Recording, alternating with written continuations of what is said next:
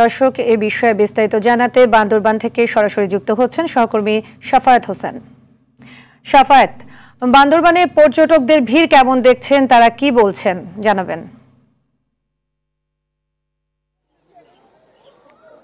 সাবিয়া, আপনি জানেন টানা প্রায় 9 দিনের মতন সরকার ছুটি ঘোষণা করছে, যার ফলে বান্দরবানের প্রতিটি পর্যটন স্পটে প্রচুর পর্যটকের দেশি বিদেশি পর্যটকের সমাগম দেখা যাচ্ছে।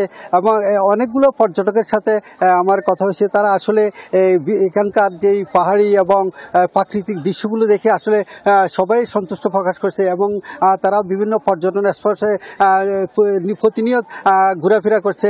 তবে এখানকার হোটেল মোটেল পর্যটন ব্যবসায়ীদের সাথে কথা বলে যেটা জানিয়েছে যে আসলে দীর্ঘদিন ধরে তারা আসলে এখানকার পর্যটন ব্যবসায় ধস নেমেছে, কারণ একটি সন্ত্রাসী সংগঠনের কারণে পার্বত্য এলাকায় নিষেধাজ্ঞার আওতায় 7টি উপজেলা সহ পর্যটন স্পটগুলো নিষেধাজ্ঞার আওতায় ছিল।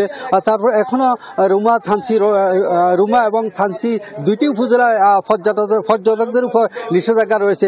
তবে এছাড়াও আপনার মেঘলা, নীলাচল, পান্তিকলেক, শৈলপ্রপাত এই পর্যটন স্পটগুলো এখনও খোলা রয়েছে এবং প্রশাসন উন্মুক্ত করে দিয়েছে, যার ফলে এখানকার প্রচুর পর্যটকের সমাগম ঘটেছে। তবে আরেকটা বিষয় আপনাকে জানিয়ে রাখি, এখানকার ট্যুরিস্ট পুলিশের সাথে কথা হয়েছে, তারা জানিয়েছে যারা নিরাপদে নিশ্চিন্তে এখানকার পর্যটন যারা ঘোরাফেরা করতে পারে 24 ঘন্টায় তারা আপনার আইনশৃঙ্খলা বাহিনী, ট্যুরিস্ট পুলিশ প্রতিটি স্পটে তারা গোয়েন্দা সংস্থার সদস্যরা তারা টহল দিচ্ছে এবং পর্যটকদেরকে নিরাপত্তা দিয়ে যাচ্ছে। স্বচ্ছন্দে তারা আসলে এখানকার ভ্রমণ করে যাচ্ছে। আসলে বান্দরবান মেঘলা পর্যটন স্পট থেকে ছিল আমাদের কাছে সর্বশেষ খবর। ধন্যবাদ শাফায়েত।